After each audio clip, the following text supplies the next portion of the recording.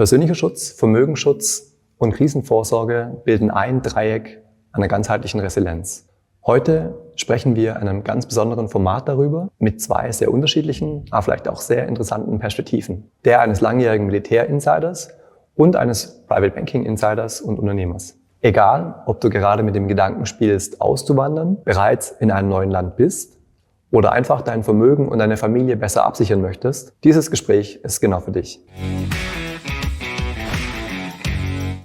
Bevor es losgeht, noch ein kurzer Hinweis in eigener Sache. Wenn du selbst Fragen zu Vermögensschutz, persönliche Vorsorge, Krisenvorsorge etc. hast oder deine eigenen Erfahrungen teilen möchtest, alle relevanten Links, Kontaktmöglichkeiten und weiterführenden Ressourcen findest du direkt unter diesem Video.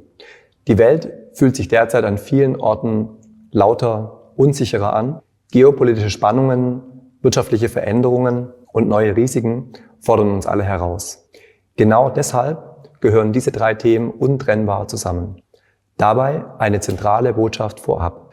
Wer diese Themen Schritt für sich angeht, gewinnt nicht nur mehr Sicherheit, er gewinnt vor allem wieder mehr innere Freiheit, sein Leben wirklich zu genießen. Echte Praxiserfahrung trifft auf strategische Vermögensplanung. Nun aber steigen wir ein in einen gemeinsamen Talk mit zwei besonderen Sichten. Und zwar freue ich mich heute ganz besonders, Erik Mühle zu begrüßen, Militär-Insider, langjährig quasi im Militär gedient und mit einer ganz besonderen Perspektive heute hier zusammen. Und ich finde es deswegen so besonders und interessant, da wir tatsächlich in einem Vorgespräch, das erstmal überhaupt kein Vorgespräch war, sondern wir haben uns konkret mit vielen Themen unterhalten, die unsere Community, was sich viele Menschen beschäftigen. Und zwar ging es wirklich einfach um gewisse Vorbereitungen, gewisse Umsetzungen, gewisse Herausforderungen, die ein Stück weit mit der persönlichen Sicherheit, mit Cybersicherheit, mit vielen Themen, genauso auch in Bereichen, die dann in den Vermögensschutz, auch in die Sicherheit da reingehen, bis hin natürlich zu dem, was tue ich, wenn wirklich eine größere Krise, größere Dinge mal ausbrechen, um mich gut vorzubereiten.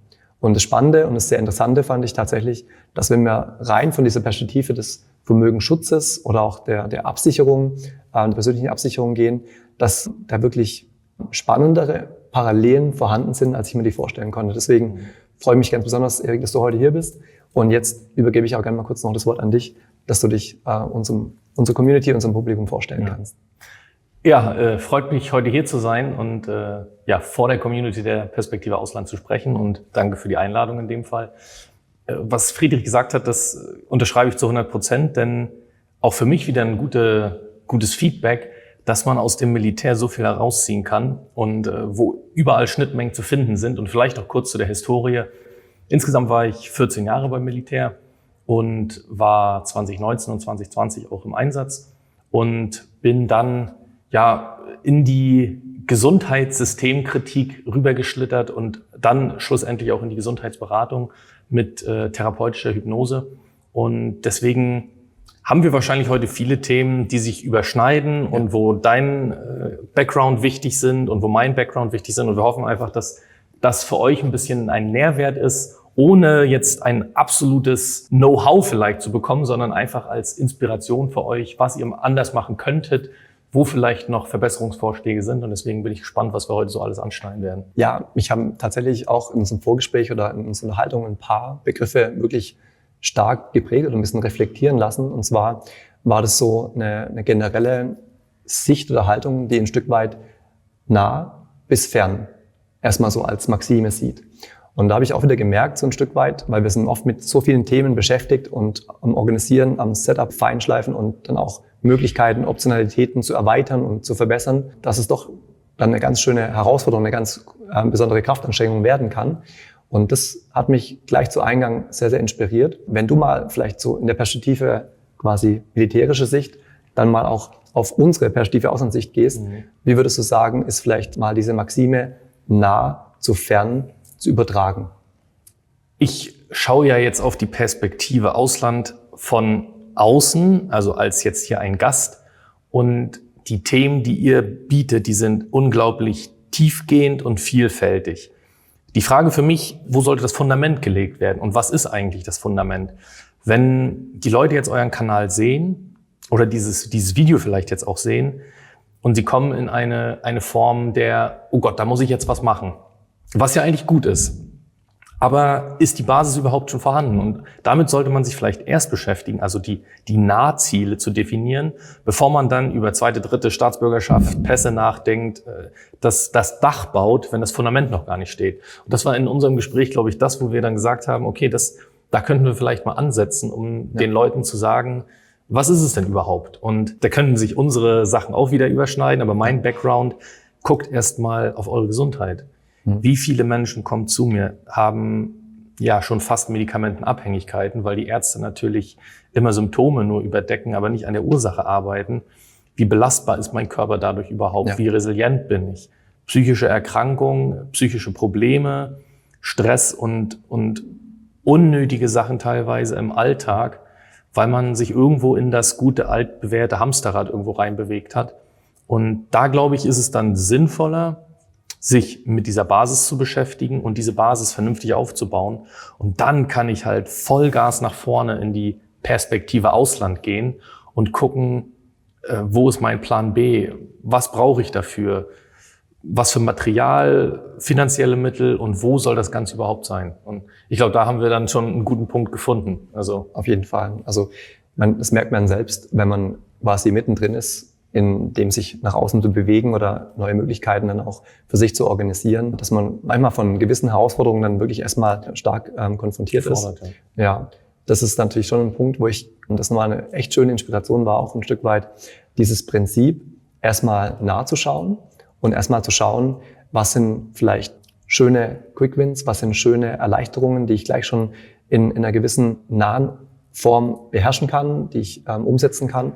Ich habe mal mit einer Checkliste mal die wichtigsten Sachen abgehakt. Dazu werden wir auch noch eine hier in der Videobox verlinken. Man hat vielleicht auch wirklich mit der Familie mal Dinge wirklich besprochen. Da sind unsere Dokumente, da sind unsere Sachen, wenn mal was passiert, wenn die Medien nicht funktionieren, was auch immer mal kommt, dass man einfach dann schon das mal einfach einmal mindestens geübt hat. So weiß, wo man sich trifft, so weiß, wie man kommuniziert. Vielleicht hat man auch schon eine sichere Kommunikation eingebracht, ja. Man hat vielleicht einfach dann auch entsprechende Ressourcen, Mittel schon zur Verfügung konzentriert. Das Schöne finde ich, auch vor allem in der Herangehensweise, so haben wir uns auch da wirklich ausgetauscht, finde ich, tatsächlich kann ich ja auch in der Haltung eine gewisse Entspannung erfahren, wenn ich gewisse Dinge absichere, wenn ich weiß, die funktionieren, die sind organisiert.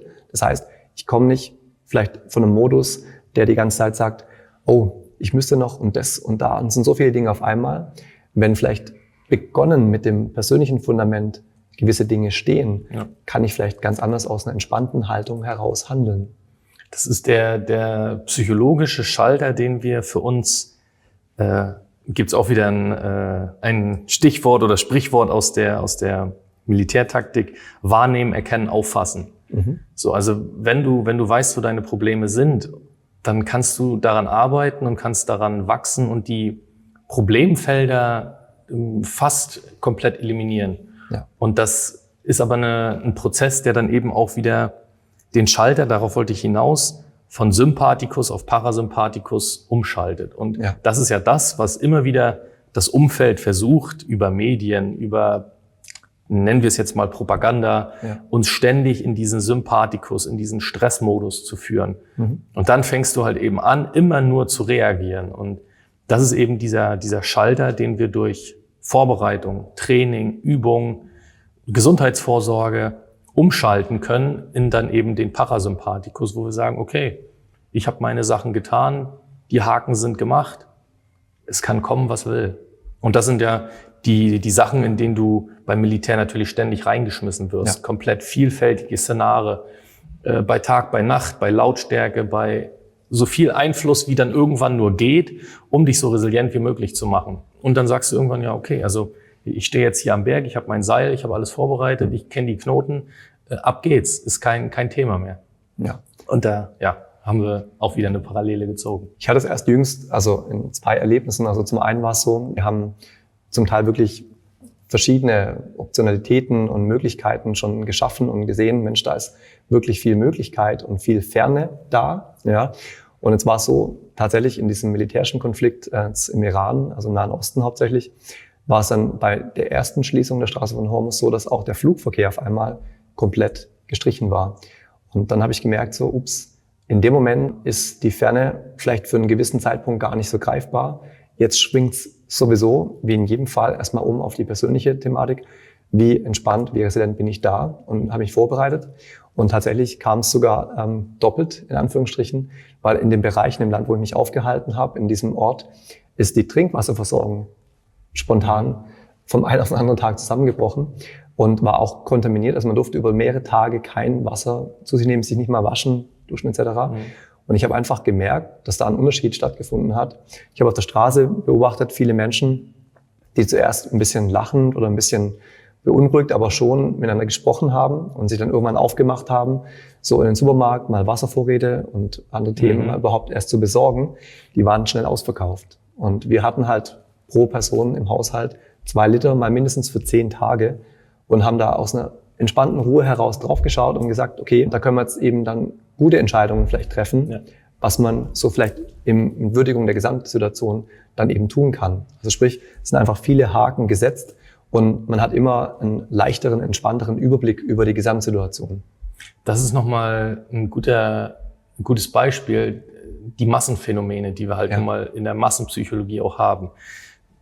Alles, was du in der Ruhe vorbereitest, wird so bei so einem Ereignis nicht mehr möglich sein. Überleg dir mal die Corona-Zeit mit dem Toilettenpapier, das Thema.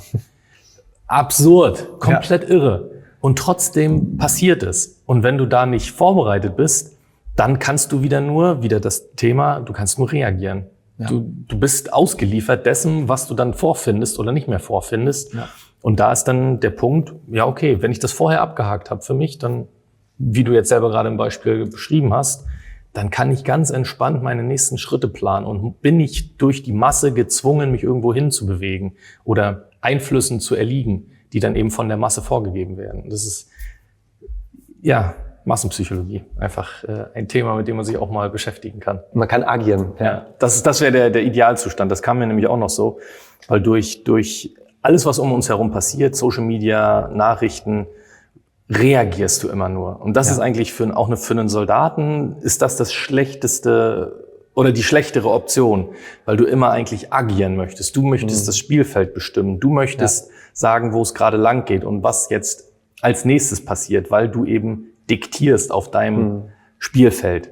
Und reagieren ist immer die schlechtere Variante, weil du dann immer getrieben bist. Und dann kommst du automatisch in Stress, weil du eben nicht in deinem sicheren Hafen arbeitest oder an deinem Plan entlang. Und das ist ja das, was heute immer mehr passiert und was natürlich auch nicht zufällig ist, dass ständig, wir gucken beide keine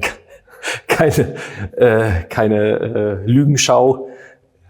Und das ist aber das Problem, dass es da die Menschen eben immer wieder in dieses Reagieren reinbringt, in diesen Stress, in diesen Schockzustand teilweise schon. Und daraus zu arbeiten, ist schlecht. Also in einem weiteren Bereich, wenn ich jetzt gerade noch mal so ein bisschen auch von der persönlichen Perspektive herausschaue, glaube ich, gibt es da auch eine militärische, wahrscheinlich sehr direkte Synergie, wenn wir mal so von einem Low Profile sprechen.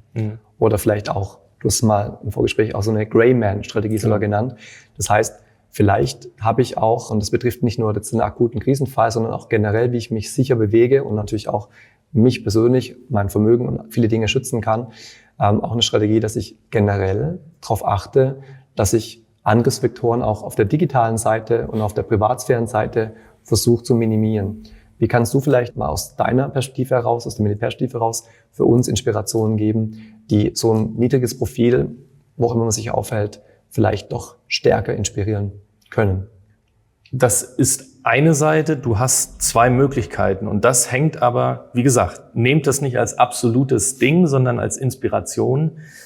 Die Greyman-Taktik ist eine Möglichkeit. Wenn du dir jetzt aber exponierte Persönlichkeiten anguckst, die aus der Politik oder Staatsmänner, Frauen, Unternehmer, ist es vielleicht eher besser, die andere aggressive Seite zu wählen mit Begleitschutz, mit Personenschutz, mit einer großen Fahrkolonne, mit auch trotzdem vielen Ringen der Verteidigung. Also da muss man wirklich unterscheiden, was ist dein Standpunkt, auch die finanziellen Mittel, was hast du überhaupt, was ist gegeben. Wenn wir jetzt irgendwo unterwegs sind oder irgendwo reisen, wird's eher die Greyman-Taktik wahrscheinlich sein, mit der Masse sich zu vereinen, in der Masse unterzugehen, nicht auffällig zu sein, ganz normale Sachen, die dort vor Ort normal sind, nicht für uns Deutsche, sondern dort vor Ort normal sind. Exakt. Und dann sich anzupassen und dann so dermaßen anzupassen, dass das übergeht in Mimik, Gestik, Körperhaltung. Eine, nicht aggressive oder groß werden, sondern gucken an den Umgebungen, wie verhalten sich die Leute da? Sind sie laut? Sind sie leise? Ist es eher ein in sich gekehrt sein? Das ist ein riesengroßes Feld, was in dieser Greyman-Szene einhergeht. Auch da wieder Material, Personal, Kleidung, was trage ich für Kleidung, auch wieder ortsangepasst. Also so viele Möglichkeiten, aber man darf nicht vergessen, es gibt diese Greyman-Seite, das Defensive und dann das Aggressive, weil ich eben diese Präsenz möchte. Ich will, dass die Leute sehen, okay, das überlegen wir uns zweimal, bevor wir da irgendwas anfangen. Ja. Aber das muss man entscheiden. Das ist sehr, sehr variabel und sehr persönlich in den Voraussetzungen oder im Setup selber. Ja. Also ich habe das auch unter verschiedenen Aspekten mal so für mich durchgedacht oder auch erlebt. Gerade wenn ich jetzt in verschiedenen Ländern in Afrika unterwegs bin, habe ich halt gemerkt, es ist doch ein deutlicher Unterschied, als wenn man zum Beispiel mit einem goldenen Defender oder einer G-Klasse unterwegs ist oder vielleicht doch eher einfach ein ganz normales, unauffälliges Auto nimmt, da vielleicht auch mit den befreundeten Einheimischen unterwegs ist und auch sonst einfach, ich sag mal, in den Straßen, wie man sich bewegt, wie man gekleidet ist, wie man sich auch in der Öffentlichkeit zeigt, wie man auch Kontaktmöglichkeiten wahrnimmt, dass man da einfach sehr verschwimmt, dass man einfach wirklich sehr unauffällig ist. Also das ist einfach mein tendenzielles Gefühl, vor allem wenn ich jetzt eher alleine unterwegs bin, wahrscheinlich besser, je unauffälliger ich bin. Mir kommt da wieder der Gedanke, und auch dafür musst du erst deine Hausaufgaben zu Hause machen. Ja. Man könnte das so ein bisschen tiefenpsychologisch sehen. Dieser Faktor der Aura. Ja. Wenn du nach außen spiegelst, du bist vorbereitet, versuch's erst gar nicht, Junge. Ja. Das nehmen die Leute wahr. Und gerade in Ländern jetzt, wie du es beschrieben hast, da weiß man schon, wen man sich da raussucht. Und Schwache sind immer das erste Opfer. Ja. Und wenn du da aber zu Hause, wenn du einfach deine gesundheitlichen Themen beiseite geräumt hast, wenn du fit bist, gesund bist, dann kommst du mit einer ganz anderen Aura dann auch rüber. Und auch das ist wieder ein weiterer Punkt. Also es gibt da so viele Sachen, die man betrachten kann. Und auch in einem Einsatzszenar ist das im Endeffekt eine Sache, die du mit bedenkst. Ja. Wenn du mit einem Dorfältesten zum Beispiel zu tun hast, dann kannst du halt nicht das kleine Mäuschen sein. Es muss ein auf Augenhöhe begegnen sein. Es muss schon eine gewisse Stärke vorhanden sein. Und mit sowas gehst du dann in Gespräche. Und wenn du sowas dann in deinem Urlaubsland einfach der naive, fotografierende, in die Welt schauende Tourist bist, dann bist du wahrscheinlich eher das Opfer, als wenn jetzt jemand sieht, okay, mit dem ist vielleicht nicht zu spaßen. Also ich sehe das sogar heute sehr positiv. Also aus vielen Erfahrungen, aus vielen Erlebnissen auch heraus. Es ist in jedem Land, wo immer man sich bewegt und auch wenn es mal ein bisschen spannend oder nicht so spannend ist, immer tendenziell gut, dass du wirkst, dass du auf jeden Fall mindestens einen Plan hast, wohin du gehst. Ich habe gemerkt, Menschen, die sich dann touristisch lost fühlen oder die dann nicht genau wissen, wo gehe ich hin, wie läuft der Hase, was frage ich oder wo gehe ich hin, habe ich gemerkt, selbst wenn du den Ort gar nicht kennst oder wenn du dich jetzt in eine neue Straße, in einen neuen Bereich bewegt hast und vielleicht überrascht bist, geh durch, als ob das Normalste der ganzen Welt ist. Ich habe gemerkt, interessant oder in den Fokus gerätst du erst, wenn du selbst Fragen bist oder auch wenn deine Aura, wie du es gesagt hast, oder wenn du dann von deiner Ausstrahlung her verunsicherst wirkst. Ja, darum, glaube ich, ist es so wichtig und darum ist es auch so ein wichtiges Bindeglied, diese persönliche Seite für sich in Ruhe quasi zu klären und stabil zu haben, weil damit stärke ich auch alle anderen Bereiche. Also sprich, egal wo ich mich bewege und egal wo Einfallsthemen sind, ob es mit Assets, mit Vermögen, mit Bargeld am Körper, wie auch immer zu tun hat, oder ob es eben dann wirklich mal in der Krise auch mal die eigene Sicherheit ist. Wenn ich da aus einer Sicherheit heraus, aus einer Ruhe herauskomme, dann bin ich wahrscheinlich immer besser gestellt, als wenn ich dann erstmal eine große Beunruhigung komme.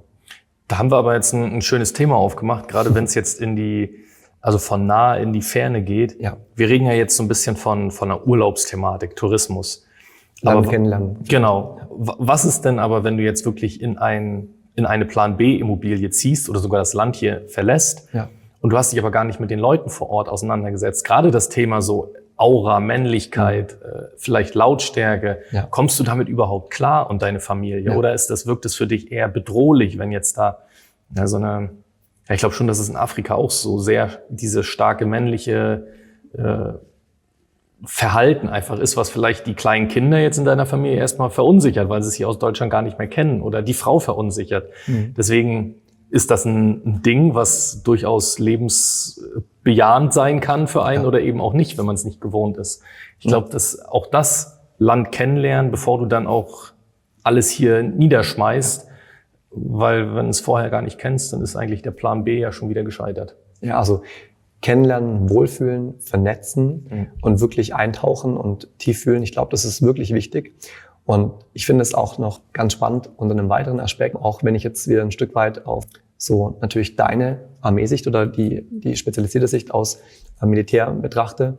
Ich glaube, es ist von besonderem Wert, vor allem in der Vorbereitung, wir sprechen ja gerade jetzt eher noch ein bisschen vom Persönlichen und ich bewege mich raus, wenn ich Kontakte, wenn ich Netzwerke, wenn ich jemanden habe, jemand Spezialisierten oder einen Experten habe vielleicht, den ich heranziehen kann in meiner Vorbereitung und ich aber schon auch wirklich die für mich wichtigen Fragen mal gespürt habe, glaube ich, dass ich selbst, wenn ich jetzt aus der Soldatenperspektive schaue, mich wahrscheinlich ungemein besser vorbereiten kann auf jetzt mein neues Einsatzgebiet oder eben den neuen Bereich, Kontinent, wo ich mich aufhalten möchte. Ja, du befasst dich natürlich jetzt vorher schon extrem intensiv, so gut es halt eben geht, mit dem möglichen Einsatzland oder dann schon festgesetzten Einsatzland. Versuchst vielleicht auch ein bisschen die Sprache kennenzulernen, die Geflogenheiten. Wie geht man jetzt gerade für Afghanistan unter Männern miteinander um? Ja. Wie sieht's mit Frau aus? Was musst du da vielleicht auch beachten? Und dass du ja keinem auf den Schlips trittst. Einfach die Geflogenheiten des Landes kennenlernen und natürlich dann geografisch, klimatisch. Da kannst du ja wirklich bis ins kleinst Detail gehen. Ja.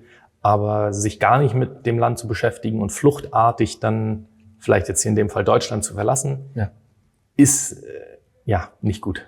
Ist eine Herausforderung, die dann sehr, sehr groß wird oder sehr groß werden kann. Ja, ich glaube tatsächlich, und da spreche ich so ein bisschen auch aus meiner kleinen unternehmerischen Brille, die ich auch gerne aufsetze oder auch oft aufhab. Es hat mich zu Beginn oft mal ein bisschen mehr Hürde gekostet zu sagen, ich kaufe mir gewisse Expertise ein. Ich habe aber gemerkt im Laufe meiner unternehmerischen Karriere, umso mehr ich da mit Entspannung Experten, Menschen, Spezialisten im Boot hatte oder mit eingekauft habe, umso schneller, umso stärker hat sich's abgekürzt, umso stärker waren auch gewisse Insider-Fähigkeiten, Insider-Kenntnisse vorhanden, die mir meine Vorbereitung einfach erheblich erleichtert haben. Das ist auch so eine Superkraft, die ich gern schon zu meiner Militärzeit verstanden hätte. Ja.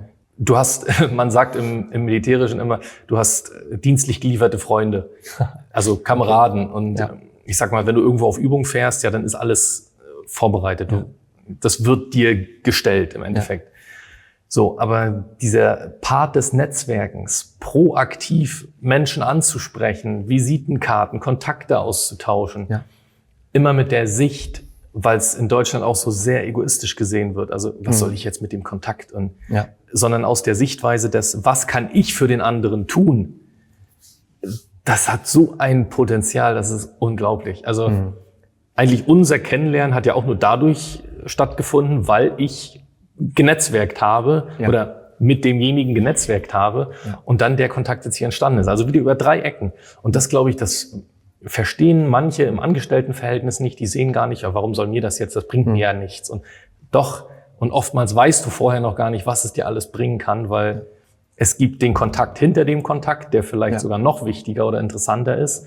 Und dann kann man sich dermaßen unterstützen und jetzt hier solche Gespräche führen, muss man ja sagen, das wäre ja sonst auch nicht passiert. Ja.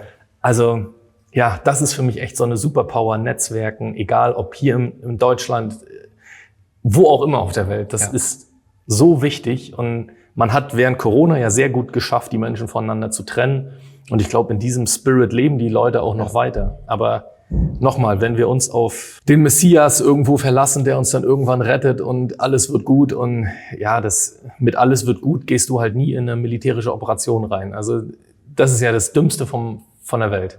Und vielleicht aufs Beste hoffen. Genau, aber auch das Schlimmste vorbereitet sein. Herausforderungen vorbereitet sein, bestmöglich vorbereitet sein. Genau, also das Netzwerken, hatte ich so viele Aha-Momente schon, wo ich mir dachte, boah, krass. Ja. Also Das wäre unter normalen Umständen so gar nicht möglich gewesen, wenn man sich nicht manchmal trauen würde, einen Schritt vorzugehen. Und eine kleine Anekdote, um das Thema nochmal zu verdeutlichen, warum ihr das unbedingt machen solltet. Auf meiner kleinen Reise nach Washington hatte ich ein rundes Tischgespräch und das ging den Vormittag und es waren so interessante Leute da vor Ort und so, wo du schon fast so ehrfürchtig so ein bisschen guckst. Und das ist ja, glaube ich, die Angst beim Netzwerken, die du so ein bisschen immer hast, so diese Scham.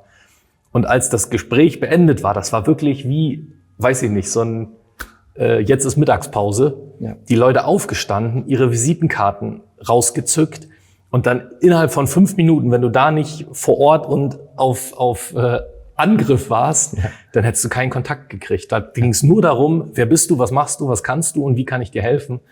Und dann, das lief innerhalb weniger Minuten, ohne Scham, ohne sonst irgendwie was, weil die da in Amerika ganz anders ticken als wir in Deutschland.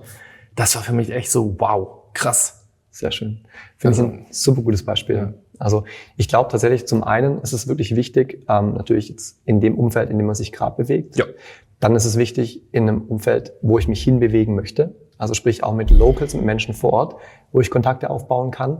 Und was ich ganz besonders interessant finde, wenn ich jetzt auch mal so das Stiefel Ausland sehe, wir haben auch einen New Horizon Club, wo wir auch im Endeffekt mit Menschen eng im gleichen Interesse verbunden sind und natürlich mit den Vororterlebnissen, Vorortkenntnissen. Also auch wenn mal wirklich irgendwo eine Herausforderung zu lösen ist oder man sich in einem spezifischen Thema Fragen stellt, dann kann man in einem gewissen Austausch dann die Themen vor allem mit der Brille, die wir meistens ähnlich aufhaben, weil wir ähnlich Gesellschaft und Organisationen, Bank und alles Mögliche erlebt haben, dann auch drauf schauen. Ja. Und deswegen habe ich gesehen, tatsächlich lassen sich, wenn man den Mut quasi hat, Experten und spezielle Fragestellungen für sich einzubinden, so viele Dinge so viel entspannter lösen, als wenn man sie alle versucht, selber anzugehen. Ja? Also wir kommen ja von der persönlichen Ebene und schauen dann oft eben ganz weit erstmal. Und eine nahbare Ebene kann vielleicht auch sein, dass man eben im nahen Netzwerk operiert, community-basiert operiert und sich damit vorbereitet. Da kommt mir auch schon wieder ein Beispiel aus dem Militärischen. Der zivile Mensch, der Bürger, der hat natürlich keinen Zugriff auf nachrichtendienstliche Informationen. Ja. Schon gar nicht von anderen Ländern. Aber es gibt Communities, die länderübergreifend, vielleicht aus Schweiz, aus Österreich ist mal jemand mit dabei, aus Amerika ist vielleicht mal jemand mit dabei oder sonst wo. Und dann kriegst du lokale Informationen mit einem weltweiten Impact, was schon sehr nah auch an nachrichtendienstliche Vorgehensweisen herangeht. Also da, wie gesagt, immer wieder mit dem Aspekt nah zu fern, kenne deine Nachbarschaft, kenne deine Umgebung, finde eine Community oder Gemeinschaft, Verein und gucke, wen kenne ich im Ausland und vielleicht habe ich Familie im Ausland und mach das immer größer.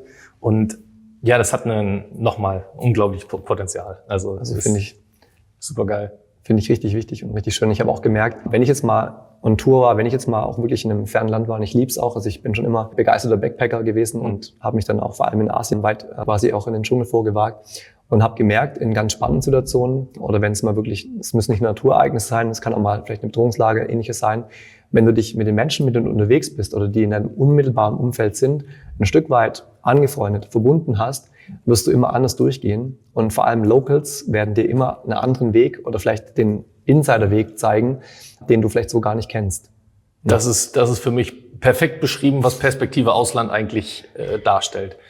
Vor Ort Leute zu haben, Menschen zu haben, die sich auskennen, die Expertise haben, Fachwissen haben, die das Netzwerk so unglaublich erweitern können und das trotzdem auf eine sehr zurückgezogene, defensive Art und Weise machen. Und das soll heute jetzt auch ein bisschen, zumindest für mich, die Message sein, dass das Thema auch aus einer entspannteren Perspektive zu sehen und vielleicht Thema Krisenvorsorge, das hört sich immer so böse an, auch so ein bisschen mit Spaß zu betrachten. Also einfach vorbereitet zu sein, das ist eine schöne Sache. Also wenn ich auf etwaige Themen vorbereitet bin, dann ist es einfach eine Entspannung für mich selber.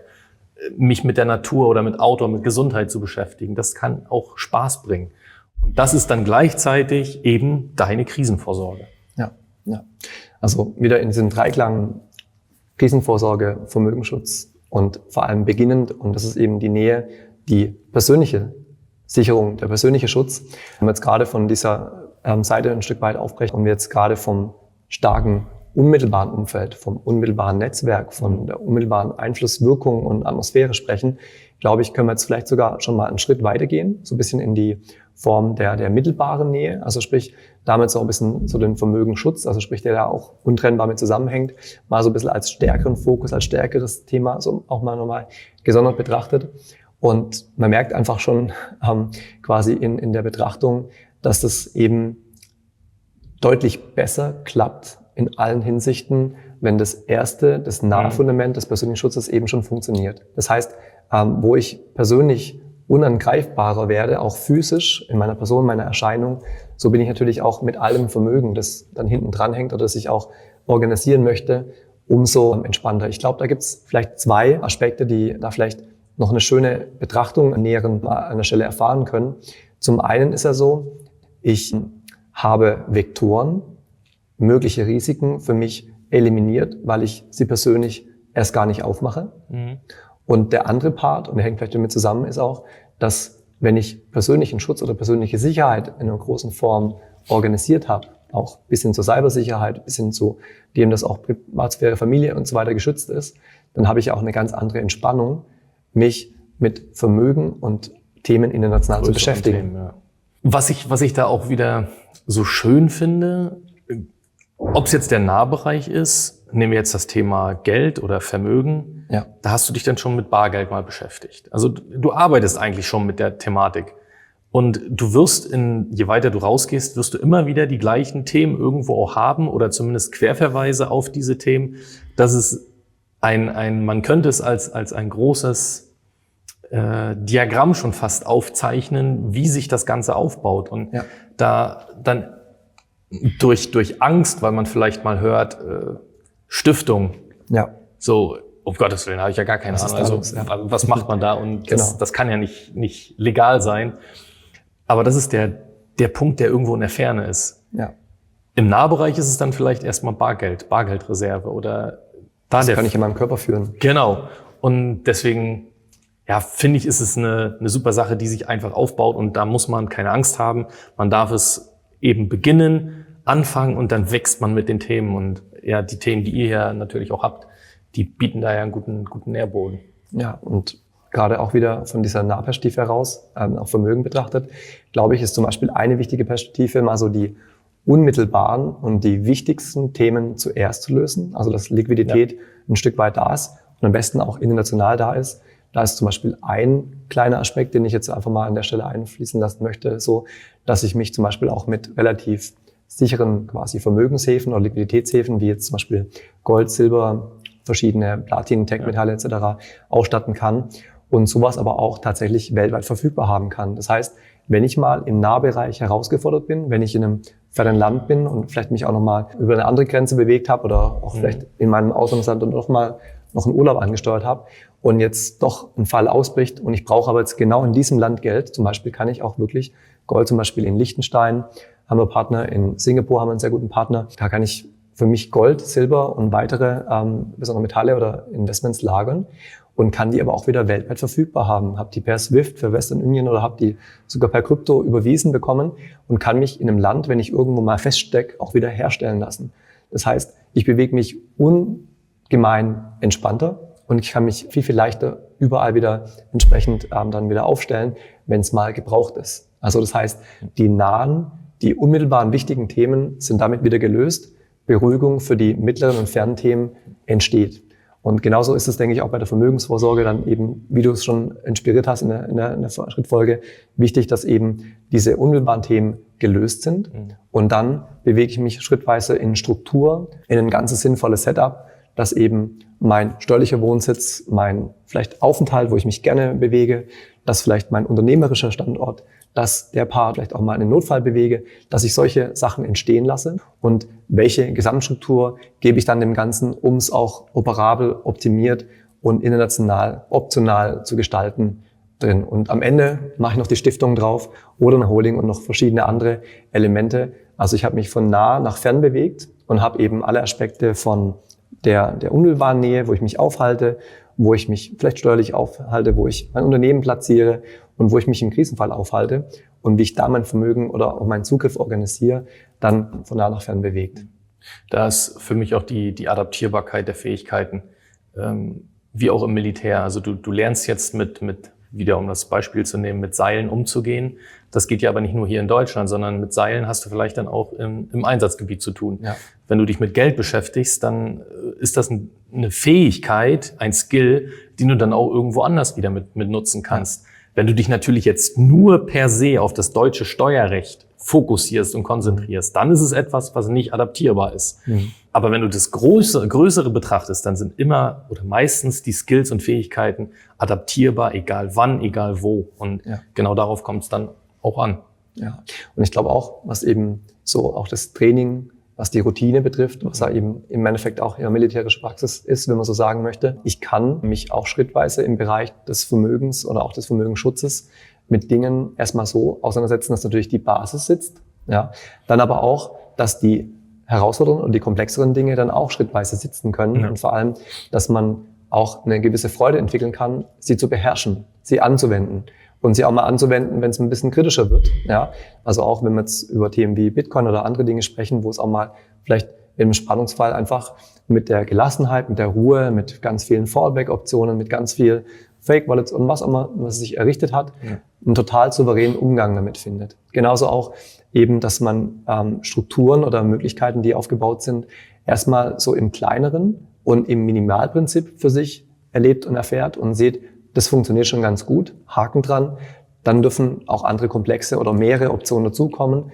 Und somit komme ich nie immer in eine starke Position vielleicht der Überforderung oder der Überspannung, die mich dann insgesamt dann wieder aus dem Konzept bringen kann oder mich schlechter in eine Reaktion bringt, weil ich dann nicht mehr im Agieren bin, vielleicht.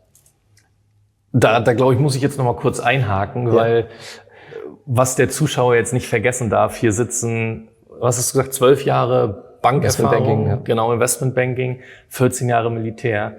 Natürlich versuchen wir hier so viel wie möglich für euch reinzupacken und das ist auch eine ganze Menge. Aber nochmal, das sind 12 und 14 Jahre.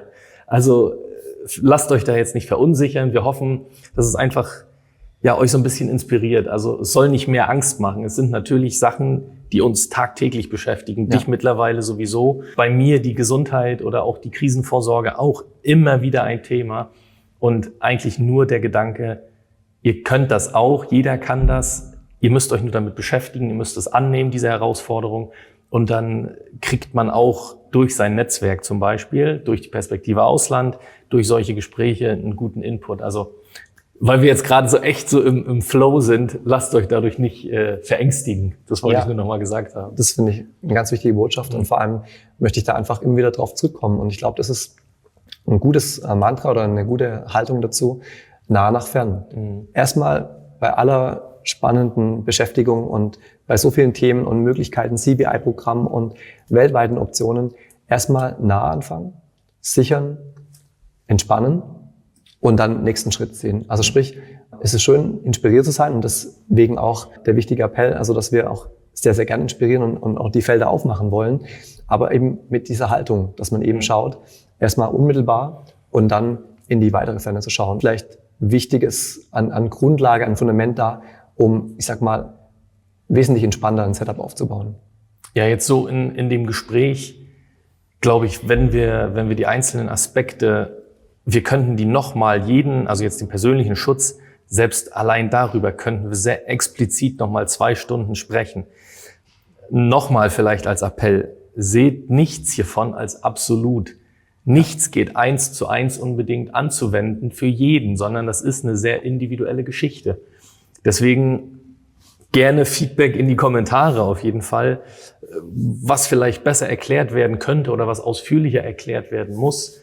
Vielleicht sehen wir uns da ja nochmal in einer weiteren Folge. Aber auch Thema Geopolitik. Wenn du 10 Experten fragst, wird es vermutlich 9 oder 10 unterschiedliche Meinungen geben. Ja. Wenn es ums Thema Survival geht, um das Material, das du brauchst, um wie viel Bankkonten brauchst du, wie viel Stiftungen, wie viel Holdings und so weiter brauchst du, wird es vermutlich bei 10 Experten 9 verschiedene Meinungen geben. Und deswegen nehmt das Beste für euch raus und gebt uns gern da ein Feedback jetzt nochmal so als kleiner Gedanke. Ja, auf jeden Fall. Das ist ganz wichtig und schön auch für dieses Format, denke ich. Und ich glaube, das ist auch eine ganz gute Überleitung ein Stück weit zu dem bisschen größeren Picture, zu dem größeren Bild, das wir in der Form haben. Und jetzt, sage ich mal, können wir noch ein bisschen eine globalere Betrachtung auf das Ganze noch sichten. Wir versuchen es. Wir versuchen es, genau. Und wie gesagt, wie du schon eingeleitet hast, ich finde, die Welt hat eine enorm hohe Dynamik und wir haben Multikrisen, wir haben viele Dinge, die man aber auch vielleicht tatsächlich jetzt eben ein Stück weit motiviert mit dem eigenen Vorsorge- und Schutzbereich angeht, natürlich deswegen auch, aber zum anderen auch vielleicht dann auch schrittweise anders betrachten kann, auch sich vielleicht ein Stück weit anders lösen kann. Weil tatsächlich muss ich sagen, und das fand ich auch so eine schöne Essenz gegeben, auch in unserem Gespräch, dass wenn ich mal gewisse Haken setzen konnte, die mich persönlich und mal mit der unmittelbaren Absicherung und auch mit Liquidität und Möglichkeiten, mich in einem Land zu bewegen, schon mal komplett auf ein sicheres Tableau setzen, dann nehme ich auch jetzt die globale Seite, die mediale Seite, ja zum Teil vieles auch aufbaut und man kann auch verschiedene Perspektiven in ganz unterschiedlicher Form wahrnehmen, doch in ein anderes Fahrwasser. Ich glaube, vielleicht sind da zwei Aspekte auch wichtig. Zum einen, wie kann man sich zum Teil vielleicht auch von großen globalen Krisen entziehen, die so stark auf einen wirken können, mental oder auch in der Beunruhigung. Zum anderen aber auch, haben Krisen Impact. Also Krisen haben Impact und irgendwo kann man dann tatsächlich, wenn irgendwo mal tatsächlich dann eine Versorgung zusammenbricht oder mal irgendwie ein kleines Panikszenario oder ein anderes Thema, wie wir es in Corona erlebt haben, mal passieren. Aber ich werde es ja immer aus einer anderen Haltung heraus erleben können oder ich habe eine andere Grundbau heraus. Ja. Deswegen glaube ich, ist das vielleicht nochmal unter dem Aspekt nochmal wichtig zu betrachten, ja, dass man sich nicht zu stark in der Ferne, in den globalen Entwicklungen hebt, sondern von den Dingen vielleicht auch, die einen unmittelbar betreffen und betreffen wollen, also sprich, wo ich mich hinbewegen möchte, was ist da vielleicht Stärke im Fokus? Und dann gelingt mir die Einordnung vielleicht von größeren Ereignissen leichter und ich muss vielleicht auch gar nicht so stark den Fokus immer in der Ferne haben. Das wäre jetzt fast genau mein Appell eigentlich schon wieder gewesen. Jetzt gerade die Woche im Vorgang zu unserem Gespräch habe ich mir natürlich auch wieder Gedanken über die Geopolitik gemacht und auch über das, was gerade im Iran passiert, in der Ukraine passiert. Und während ich das so überlegt habe, saß ich bei mir auf der Terrasse in der Sonne. Dann habe ich mir so gedacht, also eigentlich, das interessiert mich gerade null. Es bewegt mich gerade null. Es ist ruhig, die Sonne scheint, alles ist gut. Es tangiert mich in meiner Peripherie gerade 0, gar nicht. Und jetzt sage ich dir aber auch, das hört sich jetzt vielleicht ein bisschen provokativ an. Wenn ich das einmal für mich wahrgenommen habe und mich die Lügenschau etc., diese ganzen Shows dann nicht weiter mehr interessieren, dann kann ich ja nur aus dem Parasympathikus heraus, aus der Ruhe agieren. Und dann ist ja genau das, was wir jetzt gerade schon alles gesagt haben. Okay, ich weiß, dass wenn irgendwo was knallt, was pufft, dann wird das sehr wohl eine Auswirkung haben auf wirtschaftliche Systeme, auf Lieferketten. Ah ja, aber warte mal, ich habe ja meinen Nahbereich, meine Checklisten, ja, ich ja schon gemacht. Also was soll denn da kommen, was mich dann noch großartig zum Wanken bringt? Ich habe meine Hausaufgaben ja gemacht. Ja. Natürlich muss man da auch wieder gucken, das sind ekelhafte Konflikte, es ist eine Materialschlacht, es wird massig Geld verdient, es sterben dabei Menschen. Ja. Also, aber vom Mindset her, das wollte ich damit nur sagen, zeigt man uns ständig schreckliche Bilder, die Tausende von Kilometern weit weg sind, die uns dann in diesen Stressor, in diesen Sympathikus bringen. Daraus kannst du keine gute Entscheidung treffen. Deswegen sage ich, die beste Planung, die bereitet dich auf alles vor. Und das ist das, was dich dann auch sicher durch schwere Gezeiten fahren lässt. Und ja, wenn du das einmal für dich erkannt hast, wenn du mit diesem Mindset so ein bisschen durch die Gegend wanderst, dann kann kommen, was will. Es wird machbar sein. Du hast deine Hausaufgaben gemacht. Du bist körperlich, mental resilient. Du hast dich um Geld, Vermögensschutz, Pässe, was auch immer noch gekümmert. Bring it on. Bring it on. So ist es. Ich finde einfach, in all dieser spannenden Zeit und in diesen Multikrisen, die wir zum Teil vor uns haben und erleben, und die uns ja dann auch tatsächlich in diese Vorbereitungsschritte erst bringen, ist es einfach dann auch, glaube ich, vielleicht mal eine wichtige Botschaft auch von der Haltung, dass einen dann doch Schritte, die gegangen werden, also sprich, die man dann auch schon kennt und tut, dass man die auch unter einem ganz bewussten Aspekt der Entspannung und auch der Beruhigung geht. Weil letztendlich dürfen ja solche Bewegungen und dürfen solche Schritte ja auch dafür stattfinden, dass man sich in eine verbesserte, in eine veränderte Form quasi wieder organisieren kann. Und wenn ich es nicht mit der Haltung mache, oh je, was habe ich vielleicht noch nicht getan, sondern mit eher einer Haltung, die sagt, das alles habe ich schon. Auf das alles kann ich schon setzen, das alles kann ich schon belasten. Dann, glaube ich, ist so ein kleiner entscheidender Faktor geswitcht oder verändert, der einen dann die weitere Vorbereitung oder eben dann auch bis zu so einem Peak zu kommen und sagt, jetzt ist mal wirklich im Grunde alles organisiert, mit einer deutlichen Leichtigkeit versehen. Ja. Ja. Was mir jetzt gerade noch so einfällt, das liest man ja auch immer in den Kommentaren, also jetzt gerade auch bei dem letzten Medienprojekt, dass es auch genug Leute ja gibt und das ist gar nicht schlimm, aber die sagen, ja gut, also Krise, Krieg, das sehe ich jetzt für mich hier gar nicht, also warum sollte das passieren, wird schon alles gut gehen. Was wir aber ja machen, ist in der besten Hoffnung auf das Schlimmste vorbereitet zu sein. Ja. Und das sollte sich gar nicht jetzt beißen, weil sich vorzubereiten und auch die Dokumente oder jetzt mal ein Testament und sowas, da sind ja Sachen, da braucht es gar nicht hocheskalieren. Die machen jederzeit Sinn. Ja. Wie unsere Großeltern zu leben, mit ein bisschen Vorrat im Keller. Ja, warum haben die das gemacht? Weil sie halt einfach ein gewisses Polster für gut befunden haben und weil sie eben aus einer Zeit kommt, wo es schon mal härter war. Das tut aber keinem weh. Also natürlich sollte man sich jetzt nicht verschulden für solche Sachen, aber jetzt ein bisschen Vorräte zu haben, ein bisschen Wasser zu Hause zu haben, Dokumente zu regeln, da muss ich jetzt keine Krise für haben. Das ist etwas, was einem ein gutes Gefühl gibt, was einem sagt, okay, ich habe meine Checks gemacht und dann geht's entspannter los. Aber ich finde dann immer schade, wenn Leute sagen, per se, ja, brauche ich alles nicht, ist ja alles Quatsch und ins Blaue reinleben.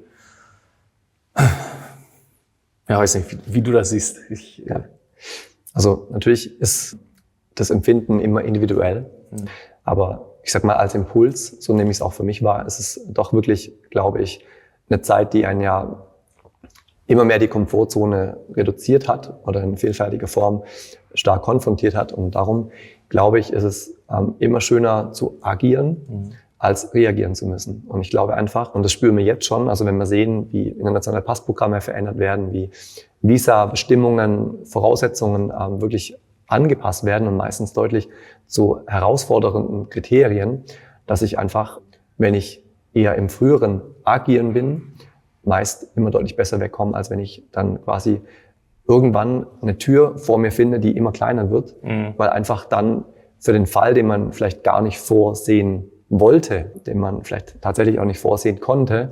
Und ich glaube auch insgesamt ist natürlich immer zu schauen, wohin möchte ich mich bewegen, welche globalen Tendenzen kann ich wirklich wahrnehmen und habe dann aber ein Stück weit entspannteren Blick. Also ich kenne Menschen auch damals im Investmentbanking, die haben nur Zeitung gelesen, die haben viele Dinge von einer großen Distanz wahrgenommen und haben sich die globalen großen Bewegungen angeschaut. Die haben sich angeschaut in den größeren Konflikten, was verändert sich vielleicht tendenziell. Ja, geht zum Beispiel eine Bewegung mehr von den USA rüber Richtung Asien. Ja, wo sind Ressourcen konzentriert? Wo spielt die Musik der Wirtschaft und der Zukunft in einer gewissen Form vielleicht stärker? Ja, und da nehmen wir gewisse Dinge wahr. Wir nehmen auch wahr, wie zum Beispiel Kunden selbst von JP Morgan oder amerikanischen Banken gefordert haben, dass doch bitte die Berater und vor allem auch das Goldvolumen so stärker in Singapur, Hongkong, stärker im asiatischen Bereich organisiert ist.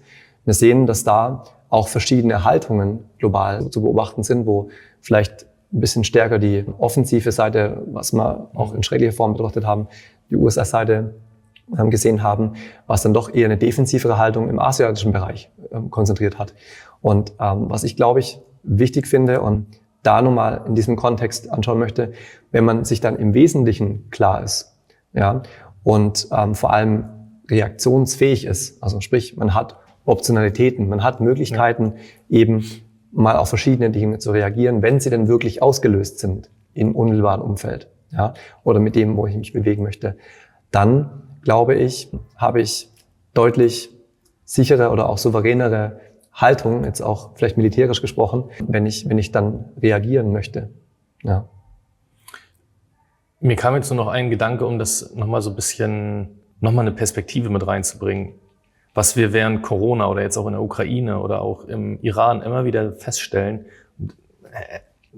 Stichwort Netzwerk, wenn du Leute vor Ort hast, dann guck mal lieber, was du da für Informationen bekommen kannst. Ja. Jetzt zum Beispiel aktuell, ist es denn wirklich so, dass halb Moskau brennt und in Schutt und Asche liegt? Oder gibt es vielleicht andere Informationen? Weil, wie du ja mit den Zeitungen lesen, das ist halt immer dieses vorgekaut und hingespuckt. Ja. So, und ich glaube, man kann in der aktuellen Zeit auch immer noch gute Informationen aus diesem Netzwerk, aus privaten Quellen bekommen, aus anderen Ländern sogar, wenn man eben diesen Punkt diese Hausaufgabe des Netzwerkens gemacht hat. Und dann ist auch das wieder, wir drehen uns da so ein bisschen im Kreis, eine Sache, die einen beruhigen kann, wo man weiß, man hat seinen Investmentbanker, der vielleicht zu gewissen Themen was sagen kann. Man kennt jemanden in Dubai, der jetzt gerade weiß, wie es da wirklich vor Ort aussieht, welche Probleme oder Risiken da nun sind oder eben auch nicht, wie es vielleicht in Russland, wie es in Amerika aussieht oder jetzt Harley in Südamerika. Ja. Grüße gehen raus. Genau, Grüße. Und da kann man dann die Geopolitik auch mal besser bewerten, als dann eben mit, ja, weil du es jetzt so plakativ gesagt hast, mit Zeitungen oder mit den Sachen, die jetzt einem da vorgekaut werden. Also da bringt das nochmal besser ins Bild und dann auch für die eigene Planung wieder mehr Sinn und Verstand. Ja, ich glaube, man bewegt sich ja in Schritten eben in dieses größere Bild. Ich glaube, das ist ein wichtiger Weg oder so wollen wir ihn auf jeden Fall inspirieren. Ja. Und man kann auch sehen, zum Beispiel jetzt, wenn wir einen Blick Richtung Lateinamerika richten oder vielleicht ferne Orte, quasi Australien, Osten, Neuseeland und ein paar Inselstaaten. Man sieht, in Europa ist auch Irland ein Bereich, der relativ ein bisschen außen vor ist. Ja, man sieht einfach so, es gibt eine hohe Dynamik. Es sind viele Konflikte, auch viele Potenzialkonflikte. Aber ich kann auch bei diesem größeren Blick, auch wenn ich jetzt größere Krisen anschaue, auch mal schauen, wenn ich mich mit einem Blick, mit einer Perspektive auf gewisse Länder richte, die vielleicht einfach von der Bedeutung her oder von einer möglichen Involvierung her gar nicht so im Fokus stehen. Ja. Da sind vielleicht dann einfach ganz andere Themen gefragt oder einfach auch ganz andere Themen relevant im Land. Und ich glaube, das ist vielleicht auch nochmal ein Blick oder nochmal eine Rundung für die Krisenvorsorge. Die darf dann eher wieder den Blick zur Nähe zurückfinden. Mhm. Weil ich glaube, dass die wahrscheinlich losgelöst davon, wo man sich dann aufhält, entscheidender ist, als dass ich den zu starken Fokus auf die gesamtgeostrategische Lage lege. Ich möchte nicht sagen, dass man das ignorieren sollte, was auf der Weltfläche passiert, sondern eher wieder mit der verkehrten Sichtweise oder mit der Umdrehung, da wo jetzt gerade die Taschenlampe drauf geleuchtet ist. Okay, da ist das Licht drauf. Aber was passiert in den anderen Ländern? Was ist zum Beispiel in El Salvador? Was passiert in Argentinien? Wie sieht's in Brasilien aus? Was passiert in Neuseeland, in Australien? Also je mehr Licht auf einen Spot gebracht wird, desto mehr muss man eigentlich in die Peripherie schauen.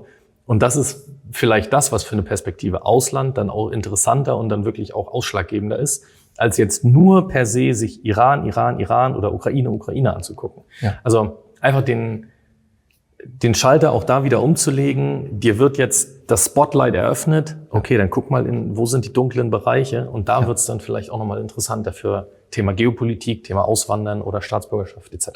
Ja, ich denke auch. Ganz, ganz wichtiger Part, dass man auch in den quasi Schatten der Lampe schaut und vor allem halt eben immer auch so ein bisschen aus dem persönlichen Interesse herausschaut und sagt, bin ich betroffen oder wie verändert sich vielleicht da ein Stück weit was.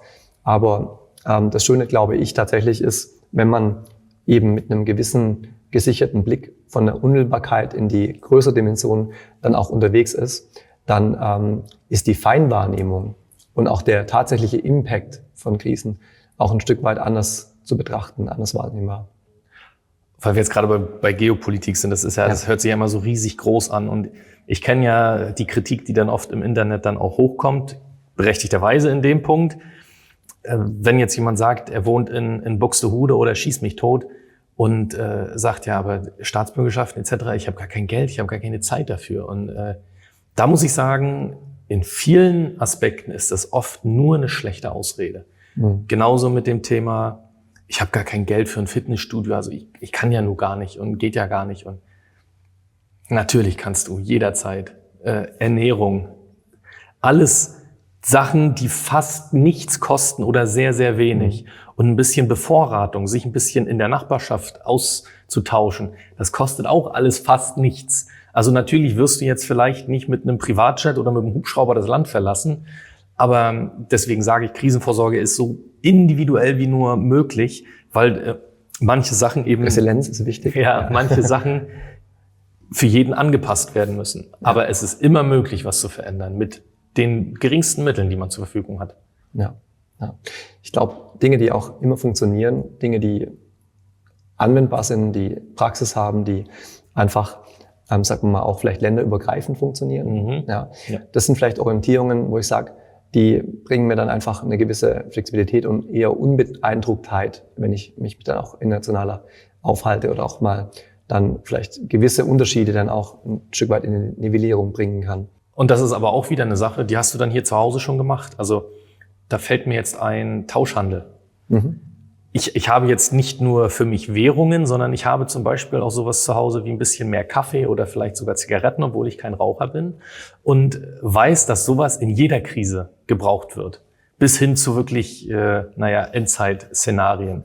Das funktioniert aber hier in Deutschland genauso wie in jedem anderen Land. Also Tauschhandel hat es schon immer gegeben. Ja. Selbst wenn du ist jetzt nur falsch vielleicht, aber Skills oder Fähigkeiten hast, wenn du, wie gesagt, wenn du irgendwie Zimmermann oder solche Sachen, das wird überall gebraucht.